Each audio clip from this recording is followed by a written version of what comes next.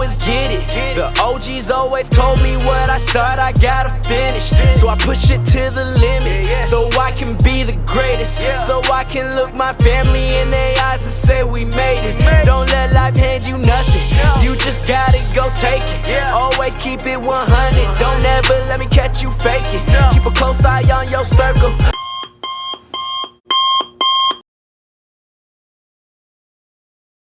Hey, y'all, it's your guy, D. Riley. Welcome to the Post Prison Podcast.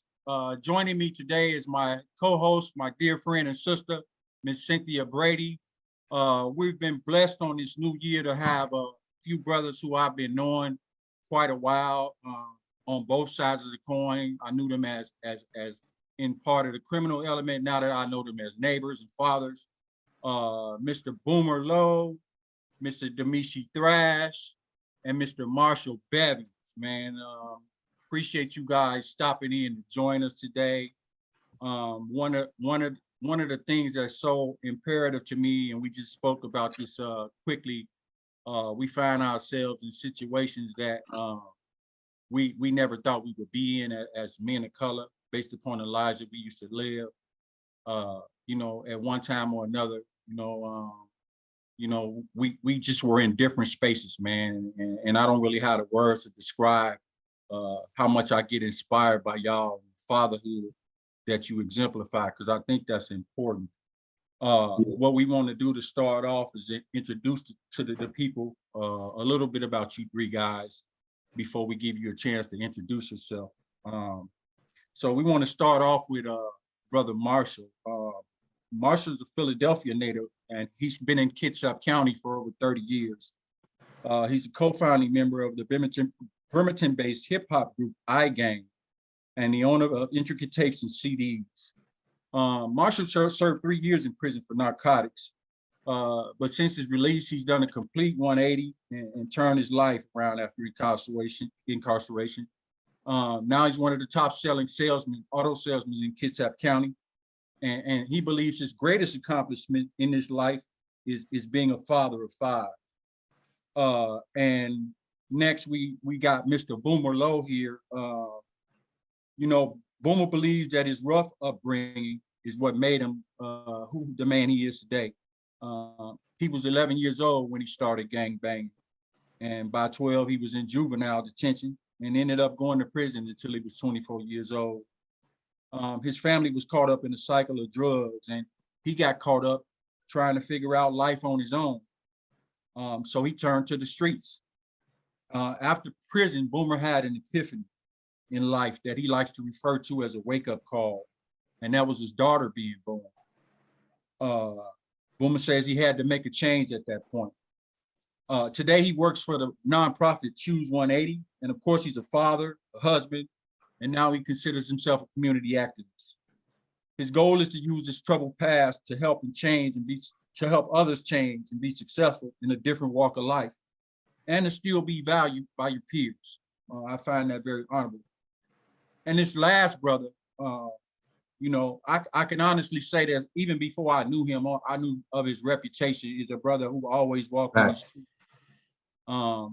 Before I ever met him, and then when I did met him, that just kind of lined up. Mr. Domisi Thrash, born in Compton. If you from this area, everybody around here knows this brother. He really wasn't nothing to play with out here.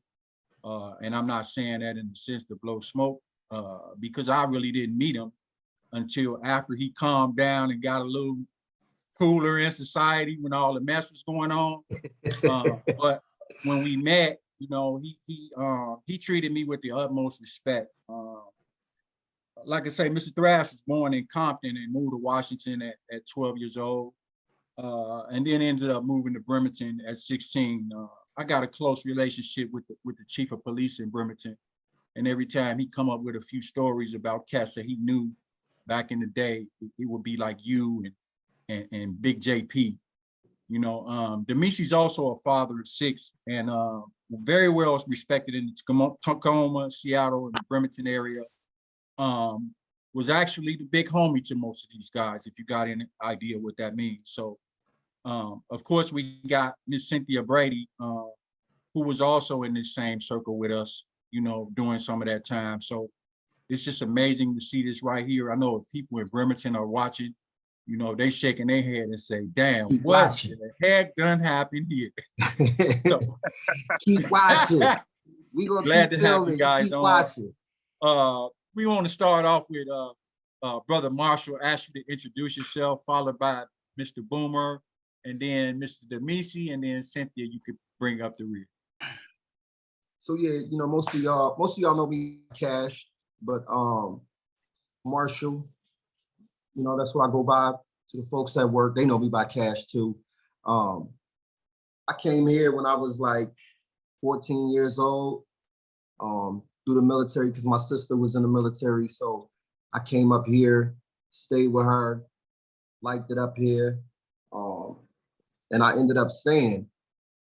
You know, I met a lot of these guys through running around in the streets, you know what I mean? So, and we was all kind of in the same circle. I mean, we was from different hoods, but we was all still in the same circle, doing the same thing, you know, selling drugs, gang banging, chasing girls, you know what I'm saying? You know, the same stuff we all, you know, that we all hear about, you know what I mean?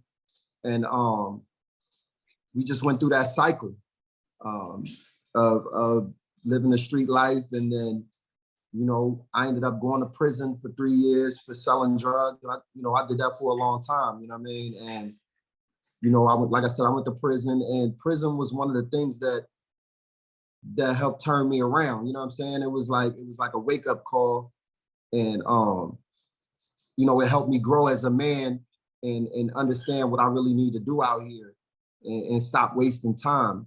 You know what I mean? And you know, that's why I'm here today, man. Thank God, by the grace of God, alhamdulillah, I'm still here at 46, sharing this time with y'all.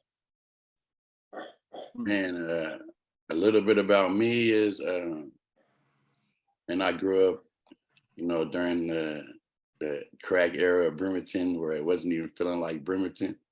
Everybody in my family basically was on drugs. I had to survive by myself since the age of 11. You know, and like Darryl was talking about, Domisi was was my big homie. You know what I'm saying? Mine too, for Helped real. me become the man I am today. You know, he might not think because all of the rough stuff that we've been through and all that, but he has really changed me a lot. And man, he always had respect for me. You know, Cynthia's my mom. That's my mother. You know what I mean? And Darryl already talked about me. I just want to just say, just for me being here with you guys in this space right now and seeing the change in all of us gives me tears, man, because we've been through a lot, man. And it's like, I just love you guys. And just to see us all in this positive space and being able to give impact back to the streets that I messed up makes me feel good. I never thought that I would have a career in my life. I never thought that I would have a family. I never thought that I would be a dad, be a friend, be trusted, none of that, because the way I was brought up, and I'm just blessed that God could even wake me up to be able to have a daughter to change me, you know, because I had a son before that and it didn't change. I had him young, but having my daughter change me because I didn't want nobody else to raise her to be a woman by another man. And that's not saying that I wouldn't have did it anyway or been with my wife or whatever, just saying that because I've been around a lot of different type of men, and it just, you know, I wanted to change my life for the better. And now that I serve the community, I can sleep at night, you know what I'm saying? Like, I'm giving back. It's like, you know, I never had tears of joy. I never had none of that until I started giving back, you know, and it just feels good to be in here with you guys. And I just, those who know me know how my life was. And a lot of people tell me to this day, they never thought I'd be who I am today because of who I was then. So that really makes me strive and be who I am today and be greater. Right. Thank you, bro. Mr. Thrash. Yes, sir. I like to say thanks for having me on the show. I'm kind of, I grew up in Compton, and the way I grew up was a whole different level than Bremerton, Tacoma, Seattle. I grew up in a time when crack was, there was no crack. Crips and Bloods was doing robberies and things like that. smoking sherm. But I do remember when crack first came about, I seen my homeboys selling crack. And they're all like maybe 13, 14. I might have been like 9. I said, dang, they got rocks in the bag and they getting $50, $100. You know, this is what I'm saying to myself. My mom didn't know because my mom didn't know because she had 2 jobs. She was working at Mr. Friday's. He had created World of Curl. I don't know if you guys remember that product. It was like World of Curl you can buy, and it had the little spray. Well, his name was Mr. Friday's, and my mom worked for him. He had a warehouse in Carson in California. But anyway, back to what I was saying. I seen him with these bag of rocks.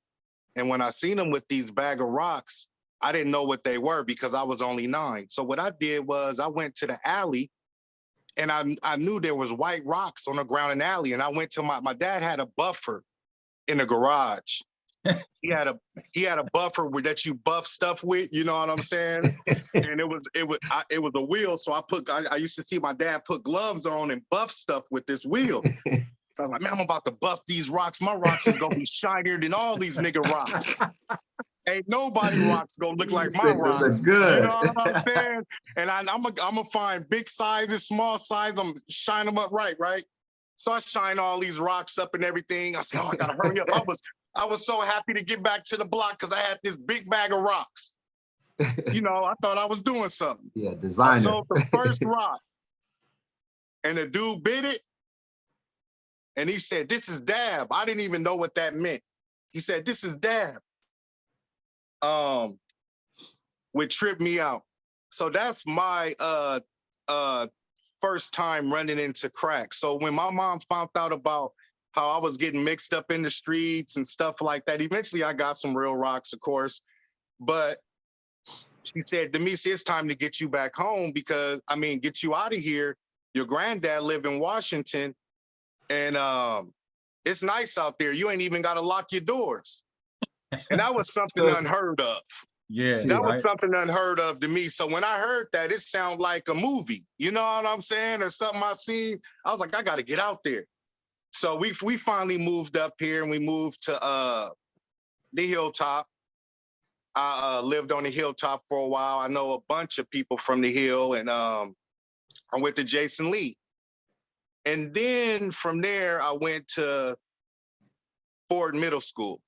And then from Ford Middle School, I went to all this time while I'm doing all of this stuff, I'm seeing where I can make money. I can do this. I can do that. So while I'm still doing all of this stuff in Tacoma, I'm getting everything ready. Why am I getting everything ready? Because I'm from Compton and everybody wants to challenge me. Everybody wants to fight me.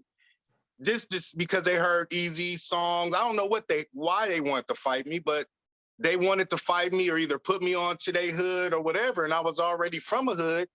So I was actually trying to get my stuff together up here. But when everybody kept attacking me and fighting me, I had to start finding a way to protect myself from these people. You know, so what I did was I started protecting myself from these people. And then other people that kind of was scared of these people or kind of was outnumbered by these people like me and probably wasn't scared of them, but just didn't want to do nothing really to them because they was outnumbered. We all got together. We had a meeting and we formed what you call, you know, what everybody called the Occasion Block Crips up here. I started putting people onto the neighborhood, not to tear people up or stuff. It was because everybody was trying to bully all of us because we didn't have nothing.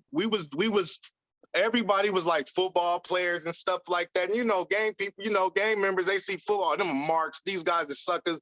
Yeah.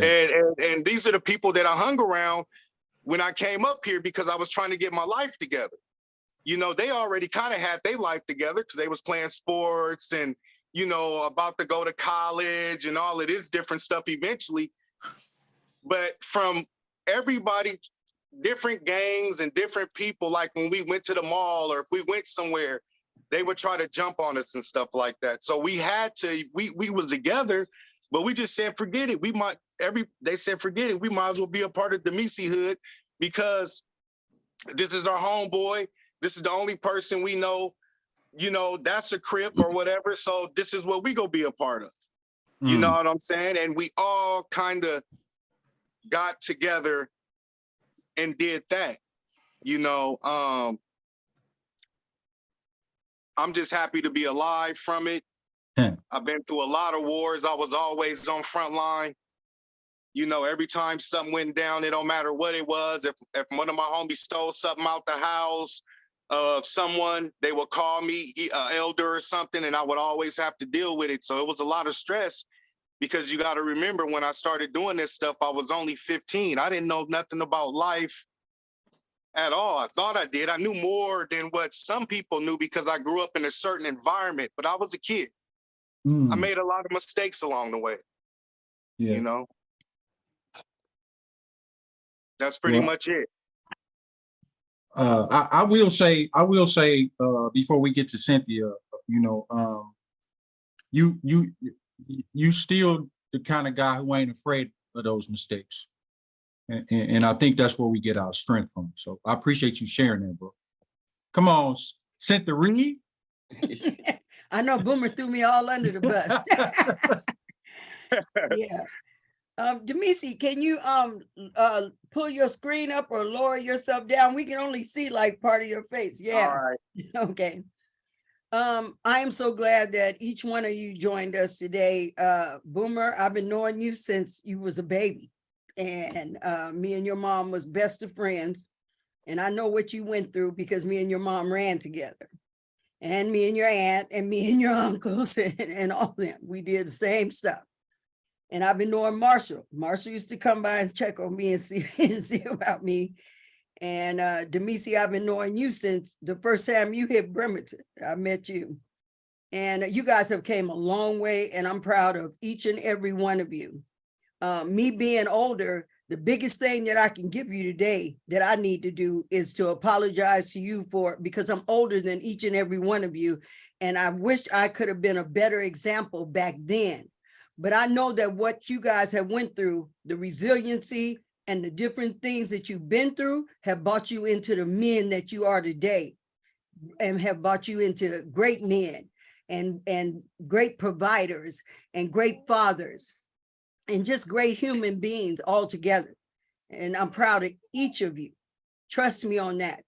Boomer, I seen you go through a lot coming up, and you was loved, but you was also struggling with your manhood, and you didn't know, is this what a man is supposed to be about or not? And my kids went through the same thing. They just didn't know, and they become survivors of the fittest is what I call it. You guys learned how to survive. And Marshall, I seen you was a father. And you had a different type of vibe out there. You was always business oriented, but you was also a hustler, And then D, I seen you come out of California, and you was a little rough around the edges, but you was always straight up and always like forthcoming. You wasn't like one of the people that put out there in the streets that people, lying and all this. You said what you meant, and you meant what you said. And so a lot of people have respect for you on that level. I see the good in each and every one of you. And I've always had that same in my heart. We just was people that came up with survival mode. We knew we couldn't live off of county money. We knew that it was hard to get a job that was going to pay us to be able to take care of our families the way we properly could. So we all decided to survive through hustling, and not only hustling, we was out there protecting one another, watching each other back, because that's what people did for each other. But my life ain't no different than yours. I made some bad decisions and some bad choices in my life, but each and every one of those decisions and choices made me who I am today. I know right from wrong, and the direction I need to go in and what to take my life in, and also put my life back out there to help people that I have even hurt or hindered in the community. and even the stranger. It's just got to the point in my life that where I see that my kids was really affected by my life. And I'm glad that most of you guys got out of that situation before your kids was harmed or couldn't turn it around. Me, I pray for each and every one of you, and I pray for my children. I pray faithfully, because I know if God can change me, he can change them too. Well, Cynthia, I thank you for that, man. I mean, the authenticity of it is just what's so effective. I will say that, you know, we all have the same commonalities while we initially got involved in some of these stuff. And that was because we didn't have no family structure. You know, we didn't have that male presence. And as much as they talk about toxic masculinity and things of that nature, I'm of the belief that the only time masculinity is toxic is when it's absent. And my life was living proof of that. We all got the game wrong. We all was fed the game wrong, you know, by those who was fed it wrong before us. Couple that with no family structure, on top of the government putting that dope in our communities. Though the government turns you on to them big pebbles you was trying to shine up, Domisi. You know, we didn't have no planes to bring that stuff in. So my point in saying all of this, that it even adds another layer of gratitude that we survived all that we've been. You know, we survived on the things that were supposed to kill us, because I'm quite sure every last one of you have seen death up close and personal, through the drug trade and through narcotics and all of the things that we've been through, man. And it's just a wonder that, you know, we survived. But, well, it's not a wonder. We survived and missed some of those bullets. I got shot twice in Brady, not for doing nothing wrong. Cat shot me because somebody in the spot said my rocks tasted better than his. And he got mad and pulled out a gun and shot me. So my point to you is, in saying all that before we move on, is that, you know, we should have an extreme amount of gratitude that we even escaped the traps that were set for us, because we know so many that didn't. The odds are in our favor. So in saying that, you guys have just beautifully captured how we got the game wrong. That's like a made for TV series. If I take what each one of you all said, which just actually happens in the lives of most Black men. Other than your daughter, because we all have that commonality, right? Where one of the paradigm shifts was our kids. What other than your child, and we'll start with Boomer this time, what other than your child, what in your mind made you realize, man, I gotta do something different. This ain't working for me? I was just tired, man, like just drained, like mentally, physically, emotionally. I was just tired of being able not to be myself. I was tired of not being able to cry when I wanted to cry. I couldn't. I was tired of not being able to express myself to people that I thought loved me. And I was just tired of putting all my love into something that wasn't giving me nothing back. And I was just tired of, it just was draining me, like going to jail. Then when you go to jail, you find out your mom is getting sick and she could die while you was in there. And then you're missing and you're losing family members while you're running around and not having no house to sleep in, not being on people's couches, not having no money. Like, it was just like, I wanted to do something different because I never did it before, you know? And doing that, I lost a lot of people that was close to me because they thought me being a father was weak because I wasn't running the streets and handling stuff like that. And I lost a lot of friends because I didn't want to do that shit no more. And they were so used to me doing it that when I wanted to do something different, they were like, oh, he's weak. He's not from the hood. Oh, he ain't a hood nigga. He's not a real nigga. He's Miss Doubtfire. He want to stay home with his kids. And I went through like hellfire to be a father, you know? And then Wow. What else it was just seeing when I changed a little bit, that the people that really loved me and I wasn't even that close with started changing with me and getting closer to me. Then I started meeting people that used to tuck their purses and not lock their car doors. Now they're opening their purse to help me out and letting me in their cars and ask me if I need help. And I just started being able to just be a man. Like Cynthia said, I always thought that gang banging and wanting to shoot and sell dope was the thing to do. Like, oh, that's cool. Yeah, everybody's doing. And it's not, man, you know, and I never been able to like express myself. So during that change, I started healing. You know, I never knew nothing about healing until I started wanting to change. And healing is like, man, it was like a roller coaster. Like I was crying, like I never could just cry. Like it was just like everything. One day I was just sitting at home, at Paris in the house, and I never thought I would be nowhere.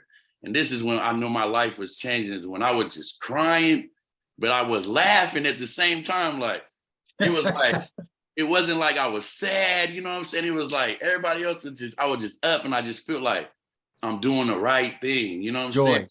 And I never had that feeling. Like I had my joy, daughter, bro. I had my son, I just never had, I've been happy, but I never had that feeling of like, man, you're actually like doing something that you never thought you would do. And now I see people that like UD, like Cynthia, like Domisi, like Marshall, like other people that I'm running with.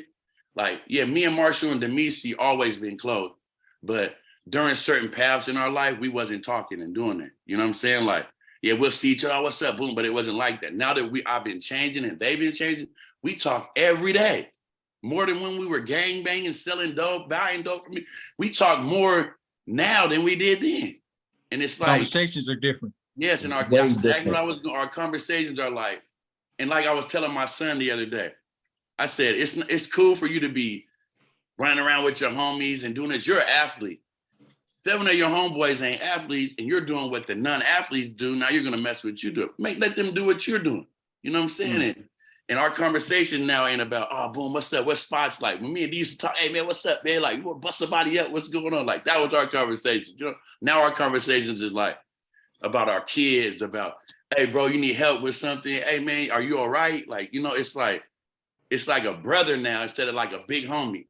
You know what I'm saying? He's not my big homie. And Marshall's not like, oh, he's from there. This is my brother now. And just it's real doing love. that change is different, man. Like just being here. Like, you know what I mean? It's just a blessing, man. And I was just tired of being something that I really wasn't, man. I didn't even want to be a gang member. I didn't want to be in that life. I didn't want to do none of that. I just had to do it. And I just feel good that I'm not doing that no more. And that's the reason why. Man, we can shut the show down now, man. You just you nailed it. Like, I mean, that's real talk, thing, bro. Come on, Marshall. It's really the same thing, man. I could reiterate pretty much everything he just said, man, because I was out there in the streets, you know, daily doing the same thing, selling drugs, you know what I mean, drinking, smoking, doing all the wild stuff, man. You know, and I come from North Philly, right? Erie Avenue, where, you know, I was raised by my great grandmother. So I was raised, you know what I mean, just by her. My mom and dad was never around.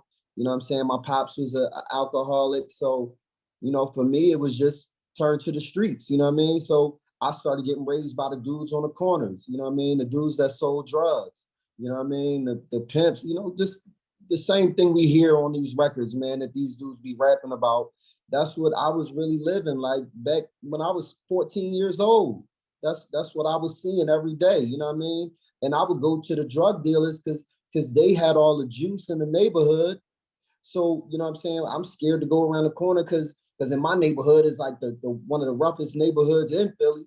So I'm like, I'm scared to go around the corner because I don't know what I'm gonna be facing. So I'm tapping in with the local drug dealers that's from my block, like, yo, let me run with you for protection. Same thing like what D was talking about. Like, you know what I mean?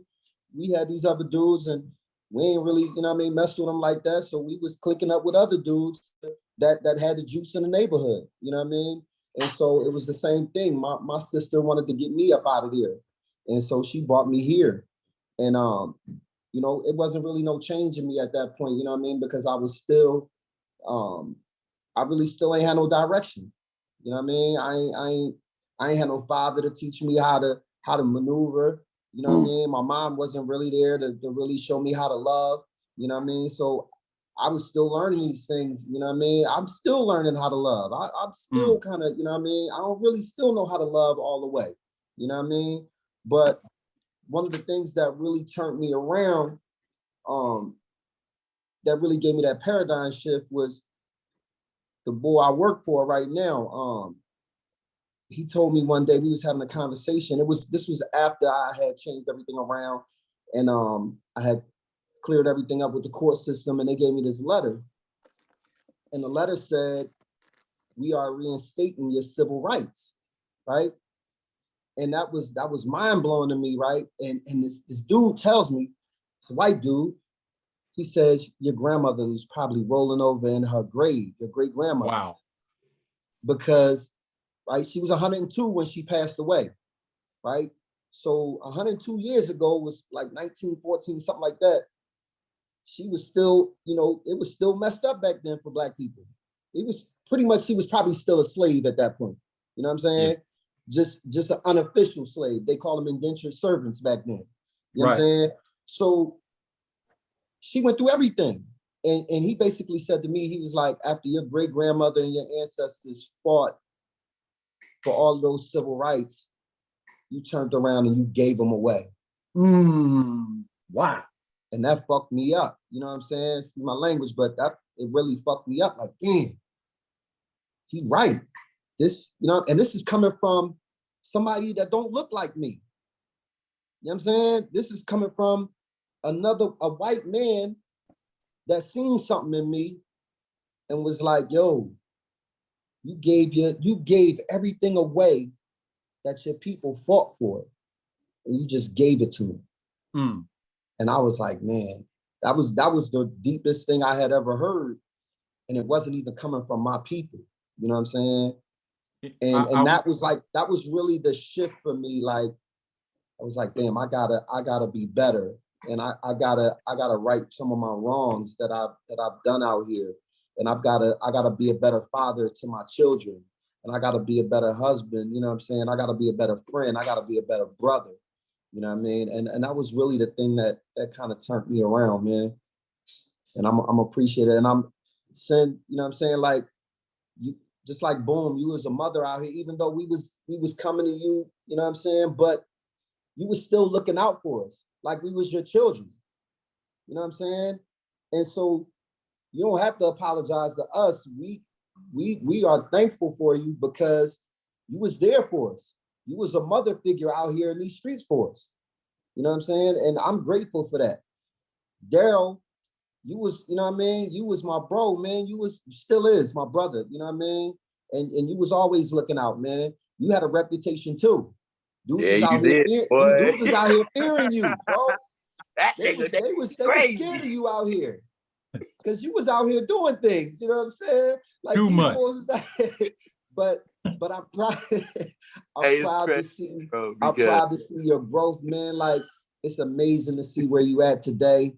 Indeed, man. Like, you know what I mean? This brother, you know, one of the brothers that introduced me to Islam. You know what I'm saying? And I'm forever grateful for that, man. And just like D said, man, the brother was well respected out here, feared too. I used to laugh. When D would come around, because obviously they'd be like roaches. D come around, they start scattering. Oh, I'm out of here. I'm like, man, what is that? Why y'all scared of this dude? You know what I'm saying? But I had heard, you know what I'm saying? Because I was from the other side. I was from a different hood, but I still heard, you know what I mean? So, you know what I mean? I'm just proud to see where all of y'all at today, man. And I'm grateful, and I'm thankful that we all still here to be able to celebrate each other, man, and watch each other's accomplishments and congratulate one another and cheer each other on, you know what I'm saying? And you know, I'm here for it all. Yes, sir. I'm happy to see it. I got, you know, I'm cheering. I'm in the cheering section as well as right there with you. You know what I mean? Everything y'all do. Boom, that's my bro, man. Like, we've been doing this for like a 30 piece almost, you know what I'm saying? I watched them go from the bottom to the top. And I'm proud of them, you know what I'm saying? Because none of us knew where we would be at 20 years from back there. You know what I'm saying? Back then, we didn't know where we was headed. You know what I mean? We ain't had no sense of direction. We was just going with the moment. And like he said, we didn't really know we didn't really know who we was, man. We was trying to be something that we was trying to portray an image that we really couldn't sustain forever. You know New Jack City. Exactly. And so what everyone is witnessing now is growth. You know what I mean? Growth and development. You know what I mean? That's what we all going through. You know what I mean? It's growth. And now and as you grow, you start to experience things like love. You know what I mean? You start to experience feelings. You know what I'm saying? When we was taught not to have feelings. Real raw emotions. We was taught to suppress them feelings. Like, nah, man, you crying. Shut up, man. Don't be crying out here. Somebody see you crying, they're gonna look at you as weak. So we was taught to suppress all of those feelings, all those emotions, you know what I'm saying? And now as we've grown and become men and women, you know what I'm saying? We feeling those feelings. We feeling the love. We feeling the joy. We feeling the sorrow, you know what I mean? The anger, you know what I'm saying? We having those feelings and that's a beautiful thing. You know what I mean? To have come from where we come from, and now where we at in life now, we can experience those feelings now, man. And it's a wonderful thing. And to be able to start to give back to our communities and heal some of the relationships that we've damaged in the past, you know what I mean? And right some of our wrongs, you know what I mean? And I pray that all of us are able to, you know, make our good deeds outweigh our bad ones, man, because, you know, that's all we got. That's all we got. Amen. Come on, D. What changed it for you? What changed it for me was when I went to the pen. When I went to the penitentiary, it wasn't like a big deal to me, you know, really, because I was having fun, fighting, and having a great time. But I noticed one thing about all of it that I start thinking, because when you first come up in there, you have to take these tests. It's like they ask you stuff like, have you had sex with your mom? It's a psycho test first. I don't know if you guys remember those tests. Yes, it's a test that they ask you, they give you a math test and they give you a test and ask you all these weird questions and stuff. Yep. Well, at that time, I was reading on the 3rd grade level. You know what I'm saying? And I didn't really know how to read. So when I start, everything that I was doing, I thought it was normal because everybody was attacking us and whatever they were doing, I thought it was normal. It was like, okay, I'm back in Compton again. This is great. This is home now. This is turning into this. So that didn't affect me. What affected me was I sat back when I was learning how to read and stuff like that. And I said to myself, am I scared? Do I think the only reason why, I came up with the decision that the only reason why I was selling dope was because I was scared that I couldn't do nothing different. I was scared that I couldn't do nothing different. Wow. So once I started doing was I started reading, and because I was on the 3rd grade level, it's like, you know, they teach you if you don't know how to read, if you don't know how to do math, if you don't know how to do all this, you know, you can't get a job. So I was already like way low. Everybody could read better than me. Even the worst game bangers, you know, killers and everybody, they can all read better than me. So when I went up in there and I started learning how to read, and you got to realize, and then when I got the Quran, see, what I did was I learned how to read the Bible. I had the Christians and the Muslims teaching me how to read. Every word that I missed out of the Bible, they would give me a flashcard and I would do definitions and stuff like that. Sometimes they would just say the definition. I would have to know what the word was and things of that nature. So I started reading and reading these both of these books, the Quran and the Bible. And I said, man, I want to be Muslim, man, you know? And at that time, when I chose to be Muslim, it was because everything that everybody taught me was wrong. Wow. No question. It was, you know? Well, you know, man, I ended up getting more than I bargained for this morning. The transparency and the authenticity is just amazing. Boom, I think you had the quote of the year already. He said, I was tired of not being able to cry when I wanted to. Mm. You know, and the eyes are the windows to the soul, man. And sometimes you got to wash them. You know, Marshall talks about them feelings, man, and being able to feel. You know, I think for me, that was because I came here, you know, trying to get it right, trying to figure. I got a job at the McDonald's on the Yes, Seattle Lord. side. Get off the Yeah. ferry, it was a McDonald's there. I got a job there.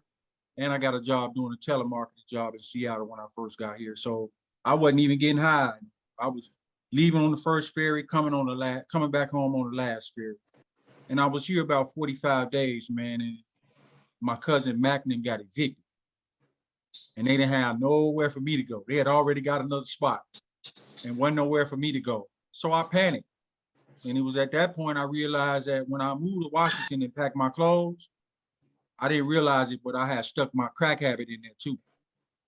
You dig? So I went and unpacked it, man, and it was on from there. But I don't think, well, of course, I'm in agreement with y'all that I had an opportunity to sit by myself. And Cynthia talked about this before. Prison gave me an opportunity to sit with myself. But I got in there and most of the guys from this area, I was their GED teacher in school. And, you know, usually when you teach in school, you probably, they tag you as one of the rapos or somebody that's hiding out, you know, but I was in there teaching and I had, you know, teaching. And I was one of the guys that always wanted that smoke. Y'all know I really didn't care, man. It was about survival with me. Right. And that's you know, all I hear from everybody that's been talking. you know, The you He was know, definitely rough you and know, raw. I needed to Rough get and high, so raw. I wasn't feeling nothing. I didn't want to feel nothing. I just wanted to blow my brains out and go from there. But you know, I think being able to, with guys like Red, Chicago Red, and Complete, Pierre and them, and being able to teach them guys and watch them guys get their GED based upon the schooling that I had, gave me more value in myself. And then I realized that I had less years left than I had going into this thing.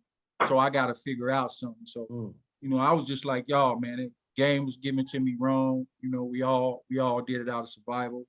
Again, for Cynthia, I think, you know, I'm just like y'all, man. I remember being at her house one night and, you know, I had a sack on me and I was tired and I fell asleep on her couch with my crack pipe in my hand and my sack in my socket. And I had some shorts on. And I bet you every Crip in the whole city was at her house that night. You know, and, you know, a few of them always wanted to backdoor me. You know, it was cool. But I woke up about 6 a.m. and the first face I see is Cynthia. And she's waving my sack at my face like this. She done sat there with a knife over me the whole time, watching my back. You feel me? Because she knew the game between us. She knew the sex and the beef and all of that. And so, Had you know, his I just sack got and his money. yeah, gave both to him. she's sitting there waving it, and I'm like, you know, I never had nobody protect me like that before. You know what I'm saying? So it just meant something different, man. So Cynthia, you know, I'll forever be grateful to you. I would like you to close us out on this one because I really want to thank these brothers for your time and your authenticity. I know everybody in the community that know y'all got nothing but the utmost respect for you, and that goes for me as well. But Cynthia, I'm gonna have you close us out here with the final words. Yes, thank you guys for coming. I really appreciate your stories that you have freely given. And I'm telling you, we might have started out in survival mode or victims of our circumstances, but you're victors to me today. Each and every one of you guys are victors. I want to tell you that I'm proud of you. I want to tell you that your stories is your glory, and thank you for sharing them. I want to also tell you, Darryl, that Darryl, you starting this and you opening it up and allowing people to be able to tell their stories is way more important than I think you even understand. And we want to thank you for even starting this program, Post Prison Podcast, because this needs to be done and this needs to be explored even more and deeper. I am proud of you guys. I'm so proud of you guys. I don't know what to do. As we close this out or whatever, I just have blessings for each and every one of you in my heart. I pray for each and every one of you, have always had a spot in my heart for each and every one of you and always will. You guys have a good day. And also for those out there in the audience, like, comment, and share. We have friends and family galore. And I'm telling you right now, if I don't see more likes, comments, and shares, I'm gonna have a problem with you when I see Get on, it. y'all.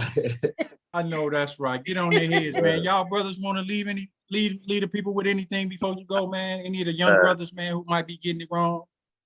Yeah, I just say one thing real quick, is that you don't have to be scared to make a change.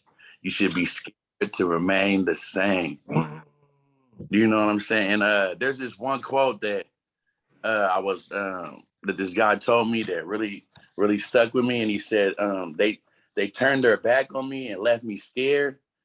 I turned my back on them to save my heart. Mm. And that means a lot to me. And that's all I wanted to say. And I love you guys. Like, man, from the bottom of my heart, I'm so proud of you guys. You guys are inspirations to me. Just to see the growth in all of us, man, it just makes me feel so good, man. I love you guys. Love you, bro. Love you too, bro. One of the things, like the life we lived, right? It was rough out here, man. We did a lot of damage, you know what I mean? And like, one thing I want to tell to some of these younger dudes and some of the generation that we ran with too, like, take care of yourself, you know what I mean? We got to take better care of our health, you know what I mean? Because we was out there, you know what I mean? We was doing a lot of damage to our bodies and to our minds too. We gotta, you know what I mean? We gotta heal ourselves mentally as well as physically, you know what I mean? And, you know, we gotta stop with this whole, the way, let's be honest, man, the way we was raised was wrong. You know what I mean? Like, and we grew up under the notation, like this old saying that the game is to be sold and not to be told. That's trash. Forget that. Throw that shit out the window. We supposed to be giving it to one another. You know what I'm saying? If I got information and I believe it can be beneficial, I'm gonna give it to everybody. I'm gonna give it to everybody. I'm gonna give it to as many people as I can. Because I want from my brother what I want for myself. You know what I'm saying? And so that's the way we got it. If we really want to start to grow as a community, as Black people, we got to stop with this whole idea of not wanting to give the information out to our brothers. Because that's what we're supposed to be giving it out to. Absolutely. We got to get the information to one another. Each one teach one, man. And you know what I mean? And I love all of y'all, man. I'm proud of all of y'all, man, and I'm just grateful to be here with y'all. I like to say that I want to leave everybody with this, you know, because a lot of people say, he changed, she changed. When we was in first grade, we had to change to get to 12th grade. If we was the same, I don't want first grade. I don't want everybody to get mad because they didn't graduate. You feel me? That's on the individual. So when you see a person changing, know that that's what humans do. You have to change. When you're in first grade, you go to second grade, you keep working yourself up. And just because you get out of school, that don't mean that you don't keep changing for the better. You keep changing. Right. You know what I'm saying? So change is something that we need every day. And every day I'm trying to change, you know, how I cuss or little things. I don't want to cuss like this, or just a little thing that I'll change every day about myself. And sometimes it takes weeks, but I change it. You know, so change is something that we need in life, you know? Embrace it. Hey, you never regrow, you just see it blossom. Yeah, and I think growth is a big part of that. You guys are definitely an example of that, as well as myself. I'm proud of myself. I think I'm my biggest critic. You know what I'm saying? We screwed up for so long. You know, you just want to get it right. I think for me, a big part about this is why I do what I do is because I feel like I still owe restitution. You know, and once I got on my feet, you know, I don't feel cool with everybody around me being broke and starving. You know, and I'm looking like I'm the big king or something, because I done been that person in the spot with no money. You know, so again, man, thank you guys, man, from the bottom of my heart. I appreciate Thank y'all. you. We had to switch the schedule up a little bit because of scheduling. I appreciate y'all falling in like that, man. Domisi, man, you got to come see us, man. We got to go out and have a glass of a cup of hot tea or something, man. You know what I'm saying? We do. And chop this up, man, and continue to be the kings that we are. To everyone else, like Cynthia mentioned, we thank y'all for the continued support. We'd ask you to like, we'd ask you to share, send us an email. If you have any thoughts or any guests that you think might be beneficial or bring substantive content, reach out to us, Marion and our team. We'd be glad to sit down and talk it up with them. So until next time, everybody, peace and Happy New Year. Thank you, guys. Thank you. Every morning I wake up, all I know is get it. The OGs always told me what I start, I gotta finish. So I push it to the limit, so I can be the greatest. So I can look my family in their eyes and say we made it. Don't let life hand you nothing, you just gotta go take it. Always keep it 100, don't ever let me catch you faking. Keep a close eye on your circle.